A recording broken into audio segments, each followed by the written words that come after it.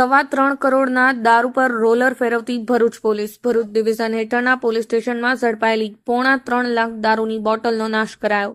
Bharuch division railway police મથક દ્વારા કરવામાં આવેલા પ્રોહિબિશનના ગુનાઓમાં વર્ષ દરમિયાન પકડાયેલા ભારતીય બનાવટના ₹3.25 કરોડના દારૂનો નાશ પોલીસ દ્વારા કરાયો હતો, જ્યાં પ્રાંત અધિકારી અને પોલીસ અધિકારીઓ હાજર રહ્યા હતા. પોલીસે દારૂની બોટલો પર રોડ રોલર ફેરવી દેવામાં આવ્યું હતું. ભરૂચ ડિવિઝન હેઠળ આવતા A division, B division, C division, તાલુકા પોલીસ મથક, પાલેજ પોલીસ મથક, નવીપુર પોલીસ અને ભરૂચ રેલવે પોલીસે વર્ષ દરમિયાન 384 જેટલા ગુનાઓમાં પકડાયેલી 2.45 લાખની વિદેશી દારૂની બોટલો કિંમત ₹3 થી 3.25 કરોડનો જથ્થો પોલીસે ઝડપી પાડ્યો હતો.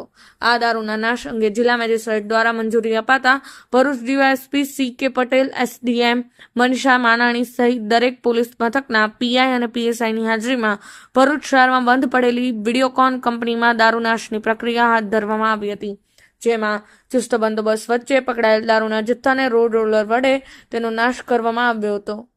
રાજુભાઈ ડી. પટેલ, પાટણ ન્યૂઝ 24, પાટણ.